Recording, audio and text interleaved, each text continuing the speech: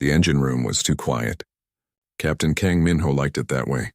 Just him, the machines, and the steady hum of the ship's power core. He wiped grease from his hands and stared at the broken distributor in front of him. The ship was falling apart. Too many refugees, not enough supplies, and engines that should have been replaced years ago. "Come on, you can do it," Minho whispered to the machine. He always talked to machines. They never talked back, which was nice. People asked too many questions. Machines just needed someone who understood them. He heard a sound behind him. Something soft, like a breath. Minho turned around fast, his wrench still in his hand. A girl stood near the doorway. She was small, maybe up to his shoulder. Her skin looked like crystal, smooth and strange. It was mostly gray, with bits of pale blue moving across it like water. Her eyes were huge and bright, staring at him without blinking. She was one of them. The Velkari. The aliens whose planet got destroyed 2 months ago. The ship was full of them now. Hundreds of refugees with nowhere else to go. "Hey," Minho said slowly.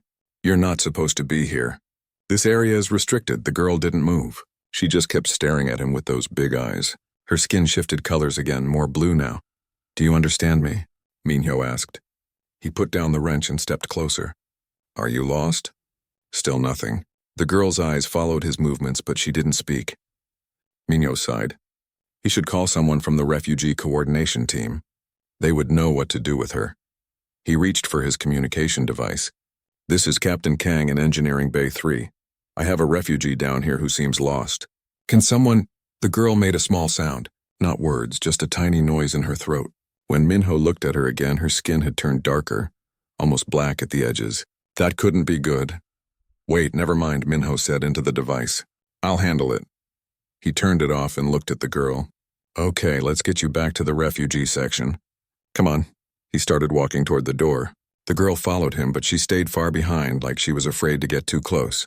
Minho took her through the corridors, past other crew members who gave them curious looks. Nobody stopped them. The refugee section was crowded and loud. Hundreds of Velkari filled the large room, their crystal skin creating a strange light show of different colors. Some were talking in their own language. Others sat quietly, their skin dark and still. "Here you go," Minho said, gesturing to the room. "Your people are here. You'll be safe." The girl looked at the room full of her own kind. Then she looked back at Minho. Her skin flickered between gray and blue, like she couldn't decide how to feel. She didn't go inside. "You need to stay here," Minho said gently. "I have to go back to work." He turned and walked away.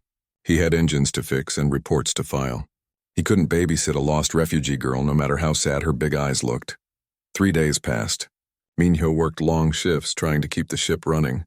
On the 4th day, he was back in Engineering Bay 3, installing a new power coupling. He heard that sound again, that soft breath. He turned around. The girl was back.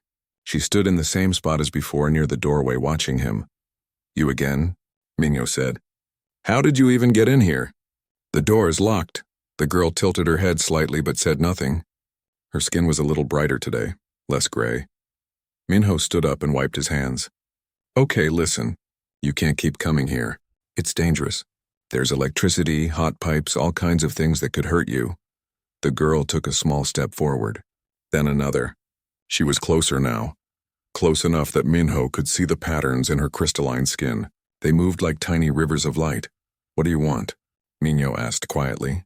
She pointed at him. Then she put her hand over her chest. "Me?" Minho said. "You want to stay with me?" The girl nodded once. Her skin turned a soft blue like a clear sky. Minho didn't know what to do with that. He was just an engineer. He fixed machines. He didn't know anything about taking care of alien children. But something about the way she looked at him made his chest feel tight. "All right," he said. "You can stay while I work. But you have to promise to be careful. Don't touch anything unless I tell you it's safe." The girl's skin brightened even more. She found a spot near the wall and sat down, pulling her knees to her chest. She watched Minho work for the next 3 hours. She didn't make a sound. She didn't get in the way. She just watched. It happened every day after that. Minho would start his shift, and within an hour, the girl would appear. He asked around about her.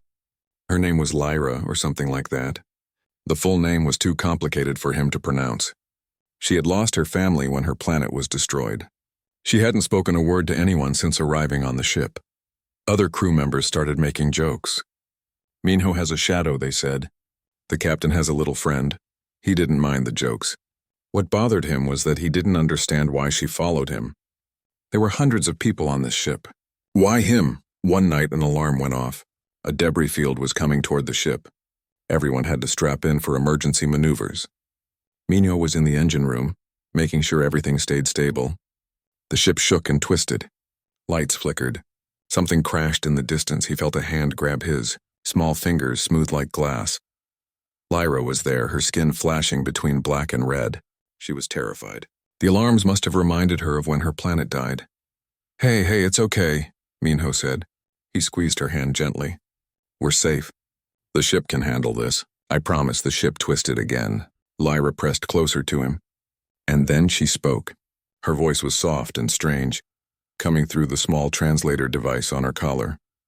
You feel warm, she said. Not like the others, safe. Minho looked down at her.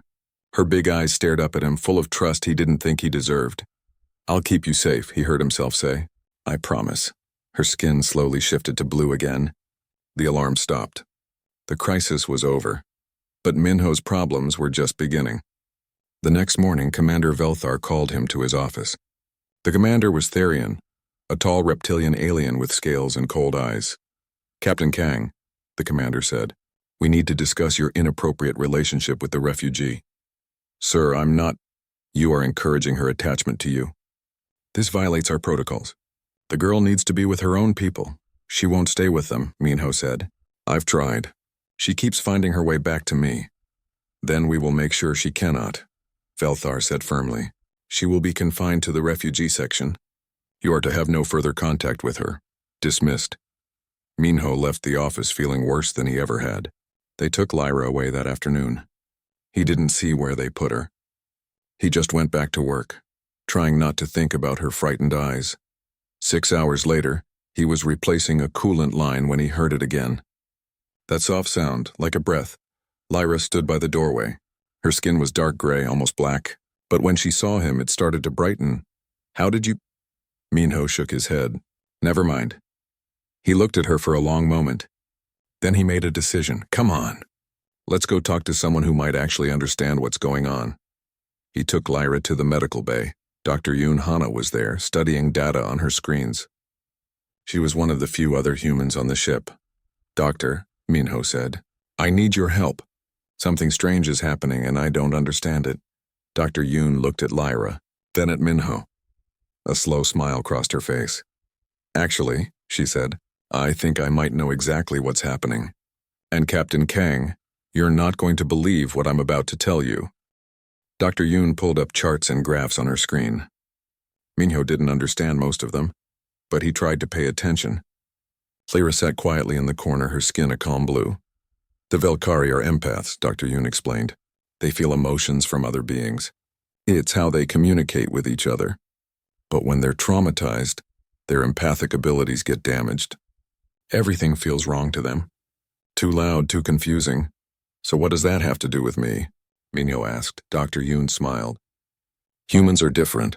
Our brains work in a way that creates what I call emotional resonance. We don't hide our feelings very well. Most advanced species learn to control their emotions over millions of years. But humans? We're still very emotional. We feel everything strongly. I'm not following. To an empath like Lyra, most beings feel cold or controlled, but humans feel warm, real. She can sense that you're being genuine. You're not hiding anything. That makes you safe to her. Minho looked at Lyra. She was watching him with those big eyes. So she can tell I'm not lying to her? More than that. She can feel your kindness, your fear, your determination. Everything you feel, she feels too. And after everything she's been through, that honesty is exactly what she needs. The doctor looked serious. Captain Kang, I'm going to recommend to command that you be assigned as her official guardian. This could be important. Not just for her, but for all the Velkari refugees. Maybe even beyond that. 2 weeks later, Minho had new quarters. They were bigger, with space for 2 people. Lyra had her own bed, though she rarely used it. She preferred to sleep on a mat near his bed where she could see him if she woke up. The ship had docked at Haven Station for supplies. It was a massive structure built into an asteroid. Thousands of beings from dozens of different species lived and worked there. Minho's friend Jiwoo came by to check on him. Lieutenant Park Ji-woo was another human, a tactical officer with short hair and a quick smile. "So you're a dad now," Ji-woo said, grinning. "Never thought I'd see the day." "I'm not her dad," Minho said. I don't know what I am. You're someone she trusts. That's more important than you think." Ji-woo looked at Lyra, who was sitting at the small table, studying a data pad that showed pictures of Earth. "She's lucky to have you." "I'm not doing anything special," Minho said. "That's exactly why it works," Ji-woo said. "You're just being yourself. That's what she needs." Later that day, Minho took Lyra to the station's observation deck. She had never seen the stars from this angle. Her skin brightened with wonder as she pressed her hands against the transparent wall. A group of Therian soldiers walked past. They were talking loudly, their voices harsh. "Humans," one of them said with disgust. "They're so weak, soft. They cry when things get hard." "Earth's military is a joke," another one added. "They should have sent real warriors instead."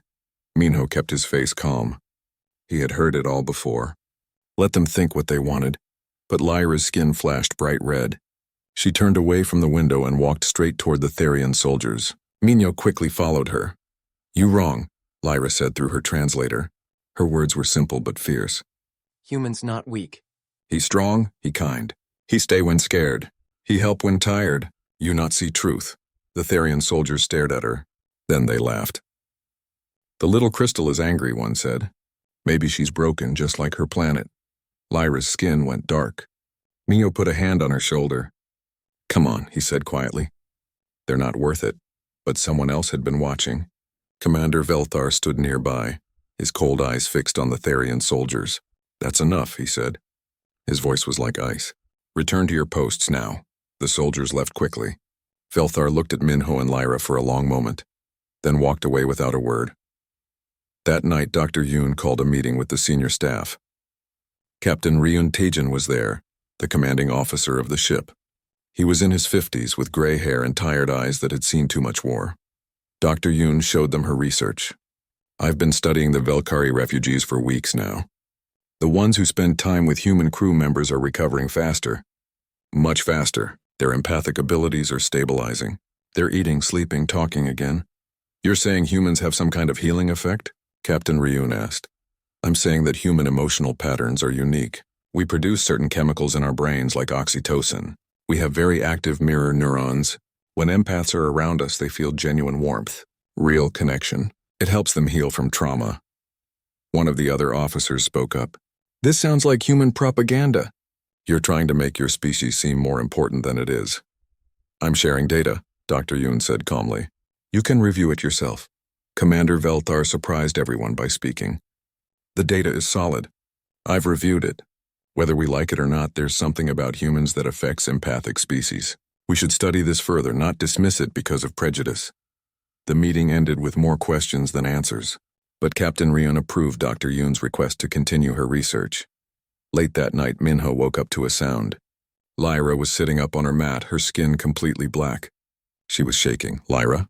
Minho got out of bed and knelt beside her. "What's wrong?" She didn't respond. Her eyes were open, but she wasn't seeing him. She was somewhere else, remembering something terrible. Minho sat down next to her. He didn't try to touch her. He just talked. He told her about Earth, about Seoul where he grew up, about the mountains and the rivers, about his family, his mother who made the best food, his father who taught him to fix things. He told her about being scared, about the first time he went to space and thought he would throw up, about joining the military because he wanted to do something important. Even though he was terrified, he talked for hours. Slowly, very slowly, color came back to her skin. Gray first, then hints of blue. As the sun lights came on to simulate morning, Lyra finally spoke. Her voice was barely a whisper. "You don't hide," she said. "You feel everything, sad, scared, happy, all of it. But you keep going. That's why I need you." Minho felt his throat tighten. He didn't know what to say to that. "I'm not special," he finally said. "Yes," Lyra said, her skin brightening to a soft blue. "You are." The next few days were peaceful. Minho showed Lyra how to help with simple repairs. She learned quickly, her small hands perfect for reaching into tight spaces. She didn't talk much, but she didn't need to. They understood each other. Then the emergency alert came. Every screen on the ship showed the same message. A Dominion fleet had been spotted. They were heading toward Haven Station. All ships needed to evacuate immediately. The corridors filled with running people. Alarms blared. Mino grabbed Lyra's hand. "Stay close to me," he said. "Don't let go." They ran toward their evacuation station. Hundreds of refugees were trying to get to the ships. People pushed and shoved. Someone bumped into Lyra hard. She stumbled. Minho's hand slipped from hers. "Lyra," he shouted. But the crowd was too thick. He couldn't see her, then he heard it. A sound like a wave crashing. All the Velkari refugees near him suddenly stopped moving. Their skin flashed black and red. They were feeling someone's terror. Someone's overwhelming fear. Lyra Minho pushed through the crowd. He didn't care who he shoved aside. He had to find her. He had to get to her before her fear spread to all the other Velkari and caused a complete panic. He found her pressed against a wall, her skin so dark it looked like a hole in space. Her eyes were wide with terror. "Lyra," Minho said, kneeling in front of her. He took both her hands. "I'm here. I'm right here. You're safe." She stared at him. Slowly her skin started to change. Gray appeared first, then blue, then finally hints of gold. Around them the other Velkari calmed down too. The panic stopped spreading. People started moving again, more organized now. Commander Velthar appeared in the corridor. He looked at Minho and Lyra, then at all the Velkari refugees who were now calm. "Get them to the ship," he ordered the other officers. Then he looked at Minho. "Whatever Dr. Yoon said about you humans, she was right. I saw it with my own eyes." Minho helped Lyra stand. She held onto his arm tightly as they walked to the evacuation ship. She didn't let go, not even when they were safely strapped into their seats. As the ship pulled away from Haven Station, Minho looked out the window. He could see Dominion ships in the distance, their weapons charging. The war was getting worse, and somehow he and Lyra were becoming part of something bigger than either of them had ever imagined. The Meridian's hope was damaged. The FTL drive was failing, making strange sounds that no machine should make. Minho stood in the engine room covered in sweat and grease, trying to keep everything running. Behind him, 3 Dominion destroyers were chasing them. They were faster, stronger, better armed. The only reason the Meridian's hope was still alive was because it had managed to stay just out of weapons range, but that wouldn't last much longer. "How much longer can we hold?" Captain Ryun's voice came through the communication system. "Maybe an hour," Minho said. "Maybe less. This drive is dying. Do what you can." "Ryun out." Lyra sat in the corner watching Minho work. She should have been in the refugee shelter with the others. It was safer there, but she refused to leave. "You should go," Minho said for the 10th time. "No," Lyra said simply. Her skin was a determined blue. Minho didn't have time to argue. Another alarm went off. The ship's armor was failing. They were taking damage from debris. "We need to reinforce the outer hull," Minho said into his communicator. Get me anything we can use. "Cargo containers, hull plates, anything." "There's nothing left," someone replied. "We used everything during the last repair," Minho thought fast. "That's what humans did. When there was no solution, they made one up." "The cargo bay," he said. "Strip the plating from the empty containers. Use the emergency hull patches as adhesive. It won't be pretty, but it might work." "That's crazy," the voice said. "Do you have a better idea?" Minho asked. Silence. Then, "We'll try it." Commander Velthar was watching from the tactical center. He had seen many battles. He had worked with many different species, but he had never seen anyone try to repair a ship during combat using cargo container plating. "This is insane," one of the Therian officers said. "It's human," Velthar said quietly. He was starting to understand that those two things were often the same. Minho coordinated the repairs from the engine room. He talked to 20 different people at once, giving instructions, solving problems, keeping everyone calm. His hands moved fast, fixing things even as new problems appeared. Lyra watched him carefully. She could feel his fear, but she could also feel something else, determination, a refusal to give up. It was the same thing she had felt from him every single day since they met.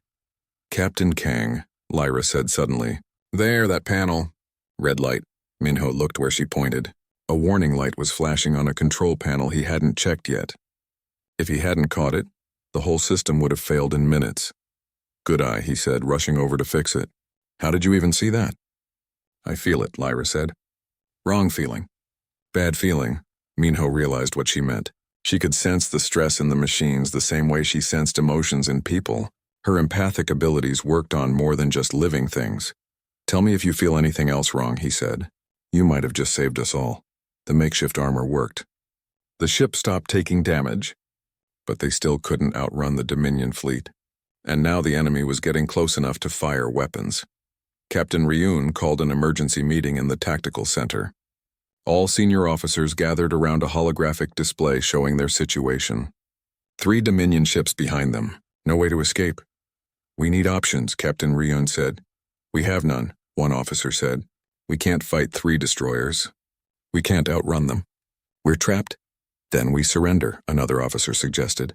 No, Lieutenant Jiwoo said. She was one of the few human officers in the room. I have an idea. It's crazy, but it might work. She pulled up data on the failing FTL drive. The drive is damaged. It's creating unstable gravity fields. What if we use that? We could create a gravity well. Trap the Dominion ships long enough for us to get away. That's impossible, a Therian officer said. You'd need to manually calibrate the drive from inside the drive chamber. The radiation would kill whoever tried it. Not immediately, Jiwoo said. Someone could survive long enough to finish the job. They'd just need medical treatment afterward. This is ridiculous human thinking, the Therian officer said. Creative suicide is still suicide. Commander Velthar looked at the data. The math works, he said slowly. I don't like it. But the math works. Then we do it, Captain Ryun said. I'll go into the drive chamber myself. No, sir, Minho said. He had been listening from the engine room through the communication link. I'll do it. I know that drive better than anyone. And I'm faster. Captain Kang. Ryun started. Sir, we don't have time to argue. The Dominion ships will be in firing range in 10 minutes. I'm going in. Minho ended the connection before anyone could stop him. He grabbed a radiation suit from the equipment locker. It wouldn't protect him completely, but it might help. Lyra stood up. Her skin was bright red with alarm. It's okay, Minho said, trying to smile. I'll be fine. I just need to fix one more thing. Lyra walked over to him. She put her hand on his chest, right over his heart.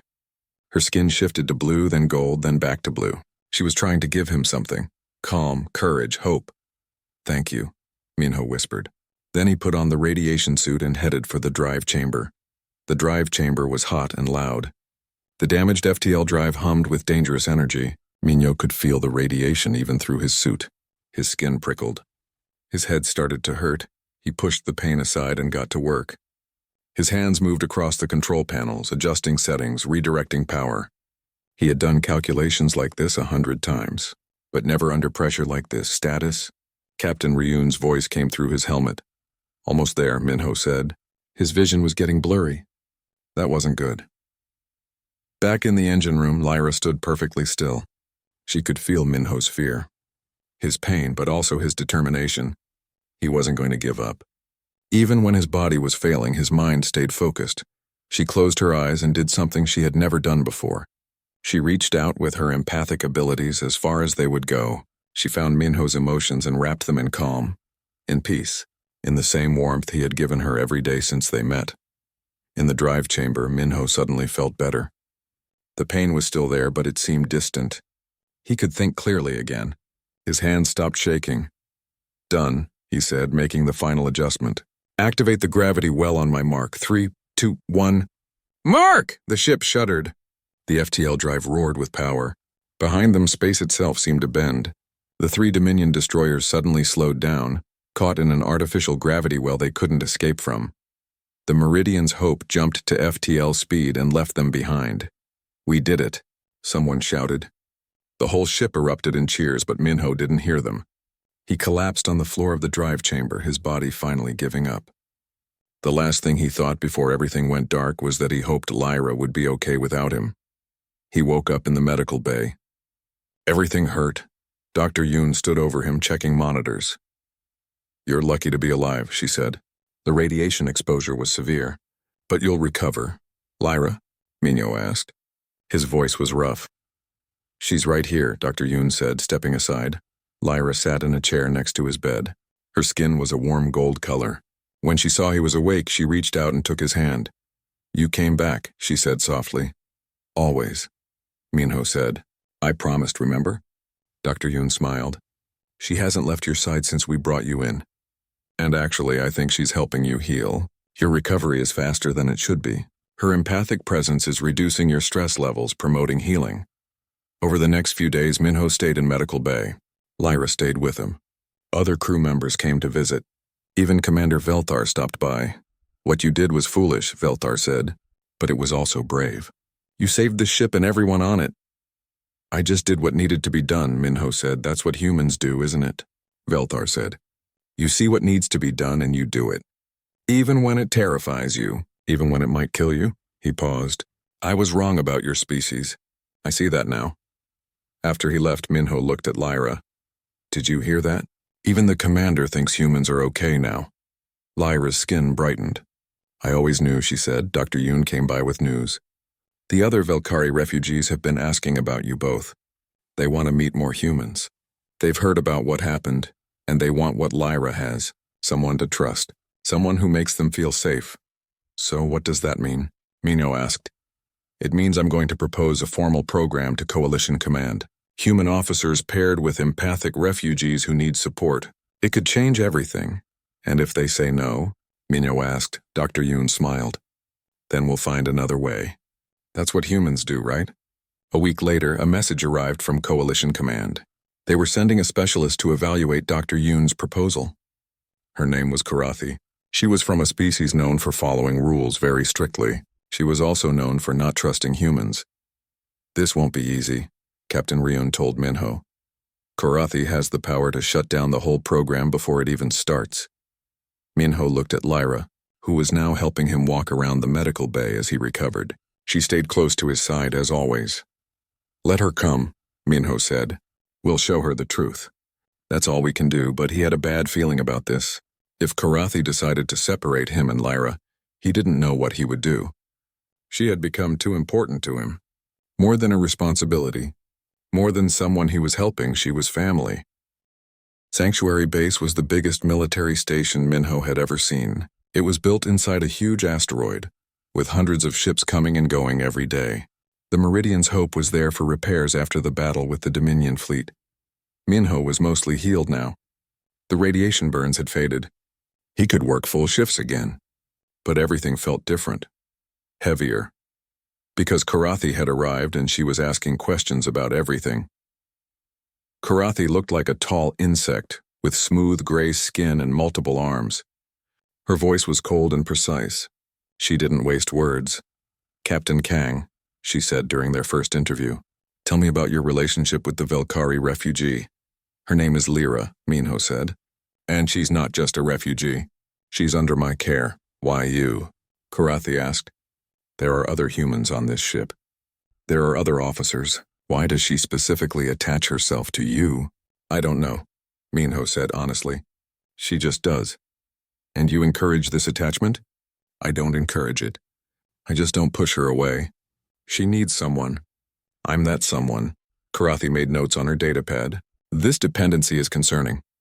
What will she do if something happens to you?"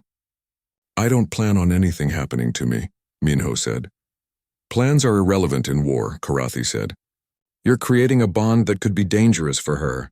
If you die, what happens to her mental state?" Minho didn't have a good answer for that. It kept him awake at night sometimes, that same worry. Karathi interviewed everyone. She talked to Dr. Yoon about the research. She talked to Captain Ryun about the program proposal. She talked to other crew members about humans, and then she asked to interview Lyra alone. Minho didn't like it, but he couldn't stop it. He waited outside the interview room, pacing back and forth. Jiwoo came to keep him company. "She'll be fine," Jiwoo said. "Lyra is stronger than you think." "I know she's strong," Minho said. "That's not what worries me. I'm worried about what Karathi will say to her." Inside the room, Karathi sat across from Lyra. The girl's skin was a nervous gray-blue. "Do you understand why I'm here?" Karathi asked. "You want to take me away from Captain Minho," Lyra said through her translator. "I want to understand if this attachment is healthy for you," Karathi said. "Tell me, do you feel like you have a choice? Or do you feel forced to stay with him?" I choose, Lyra said firmly. Her skin brightened to blue. Always choose. Why him? There are other humans, other kind people. Why Captain Kang specifically? Lyra was quiet for a moment. Then she spoke, and her words were clearer than they had ever been. He doesn't hide, she said. Most beings hide what they feel. They build walls. They control everything. But humans don't. They feel everything. They're scared, but they don't run. They're sad, but they keep trying.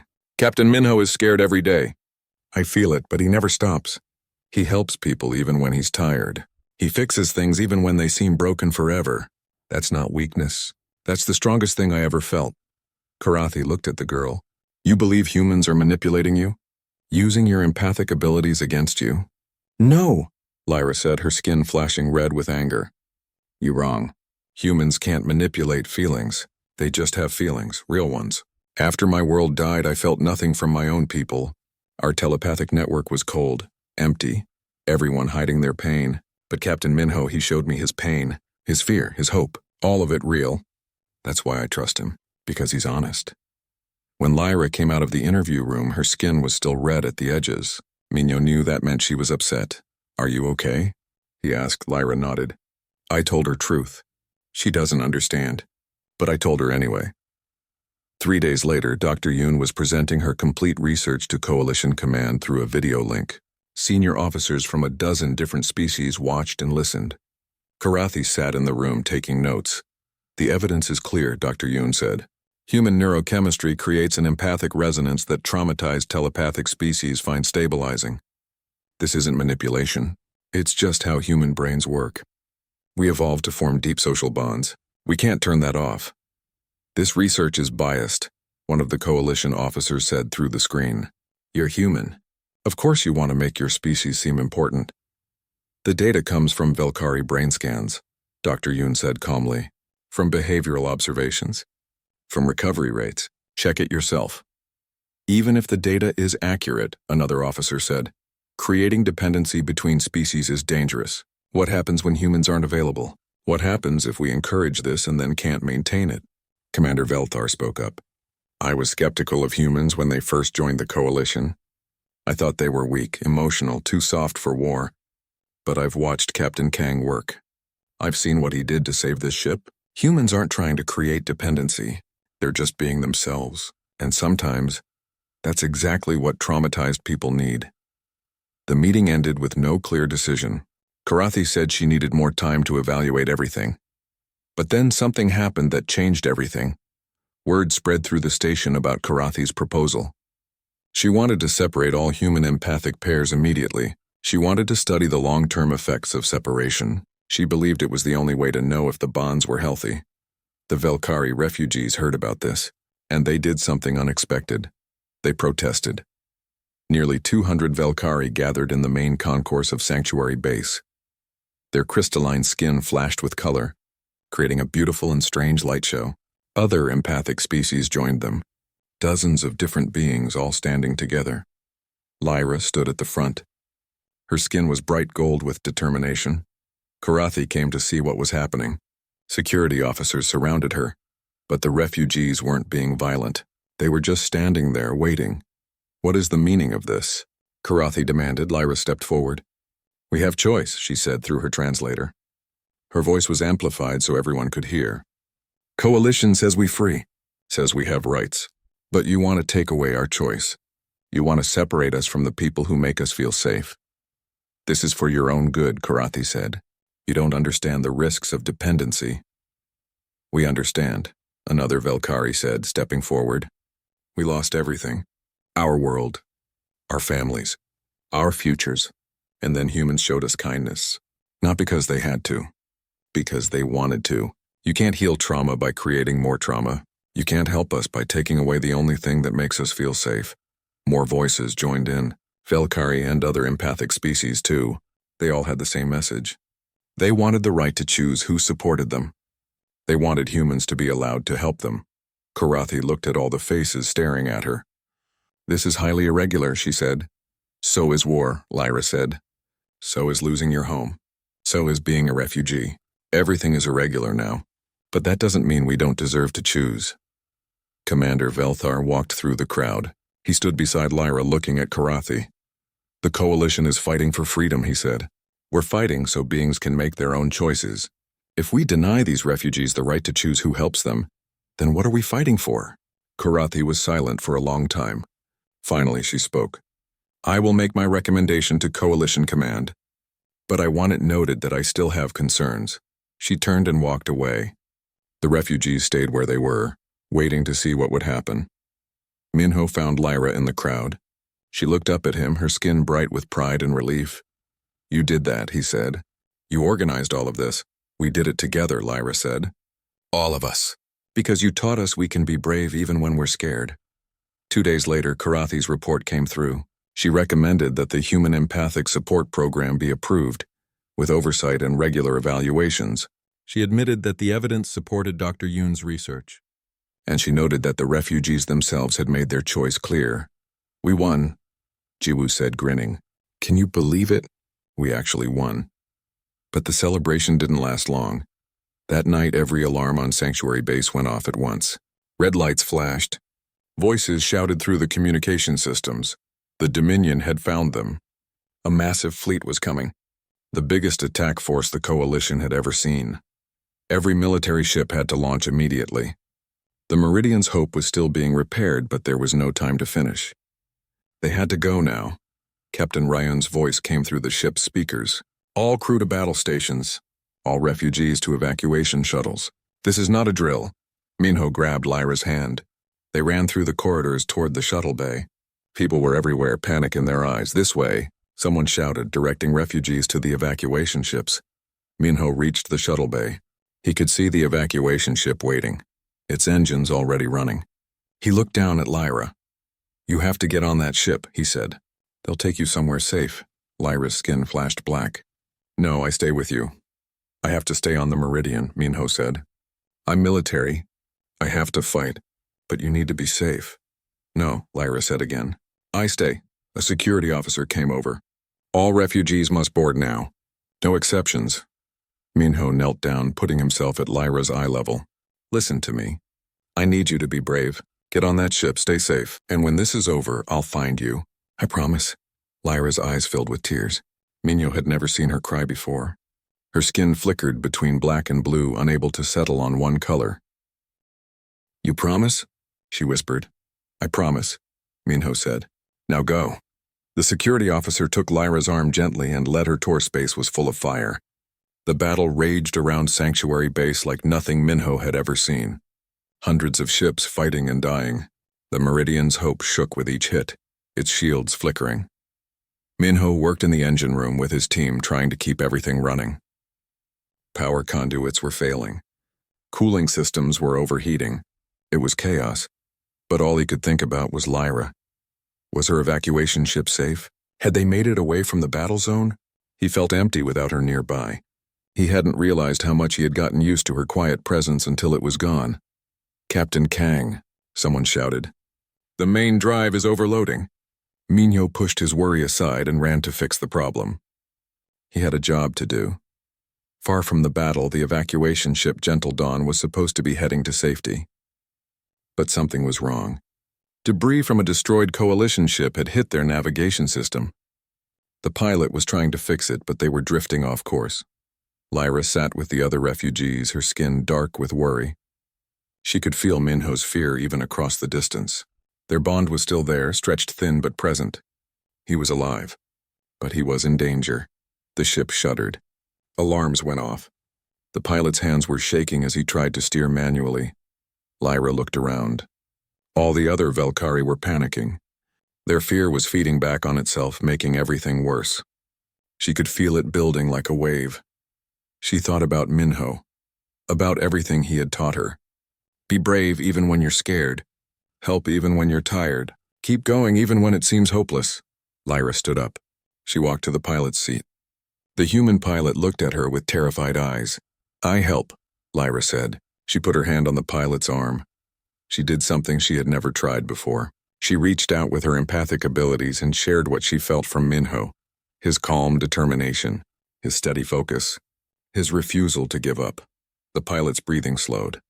His hand stopped shaking. "Thank you," he whispered. I need Captain Kang, Lyra said. Communications. Now. The pilot opened a channel to the Meridian's Hope. Static crackled. Then Minho's voice came through, surprised and relieved. Lyra, what's wrong? Why are you calling? Ship broken, Lyra said. Navigation broken. Need help? Minho's voice changed. He was in his working mode now. The one where nothing else mattered except solving the problem. Okay, I need you to look at the navigation console. Tell me what you see. Lyra described everything. Minho talked her through accessing the backup systems. His voice was steady, patient, just like always. The pilot followed Lyra's instructions as she relayed them from Minho. You're doing great, Minho said. Just a few more steps. The navigation system flickered back to life. The pilot quickly entered new coordinates. The gentle dawn turned away from the battle zone, heading toward safety. It works, Lyra said. We safe now. Good, Minho said. She could hear the smile in his voice. I'm proud of you. Come back safe, Lyra said. I promise, Minho said. Stay safe, Lyra. The communication ended.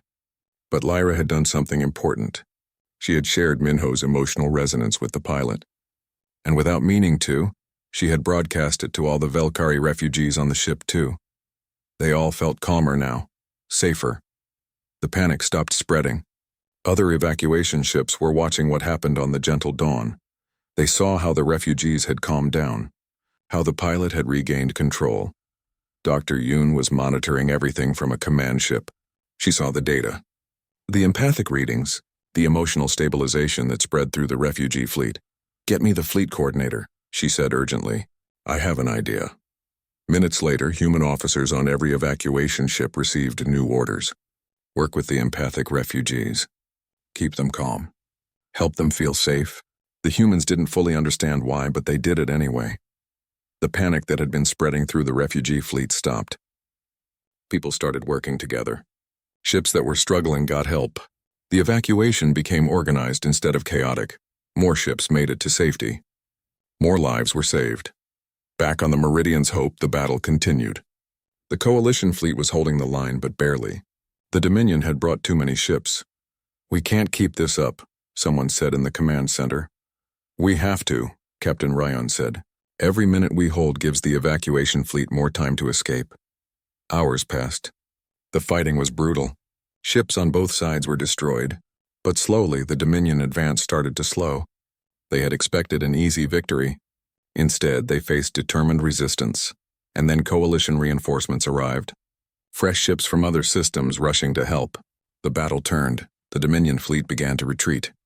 They had failed to take Sanctuary Base. When the all-clear signal finally came, Minho collapsed against a wall in the engine room. He was exhausted, covered in burns and bruises, but alive. Good work, everyone. Captain Ryun's voice came through the speakers. We held. The evacuation fleet is safe. We won. Minho closed his eyes. Lyra was safe. That was all that mattered. The next day, the evacuation ships began returning to Sanctuary Base. The station had held, though it was damaged. Repairs would take months, but they had survived. Minho stood in the docking bay still wearing his dirty uniform. He was supposed to be in medical bay getting checked out, but he needed to see Lyra first. The gentle dawn docked. The doors opened. Refugees poured out looking for their friends and family, and then Minho saw her. Lyra stood at the top of the ramp, her skin flashing through colors as she searched the crowd. When she spotted him, her whole body lit up bright gold. She ran. Minho ran too. They met in the middle of the docking bay, and Lyra threw her arms around him. Minho hugged her back, not caring that everyone was watching. You came back, Lyra said, her voice muffled against his shoulder. I promised, Minho said. I always keep my promises. They stood there for a long moment. No words were needed. Their bond said everything. Later, there were meetings, reports, evaluations. The coalition formally approved the Human Empathic Support Program. Captain Ryun was promoted to admiral. He was given command of a new fleet dedicated to helping refugees. Commander Velthar requested transfer to the new fleet. I want to continue working with humans, he said. I've learned that there's more to strength than I thought. Lieutenant Jiwoo was assigned a young empathic refugee from a different species. The bond between them formed quickly, just like it had with Minho and Lyra. Looks like you started something, Jiwoo told Minho. Now every human officer wants to help. That's not a bad thing, Minho said.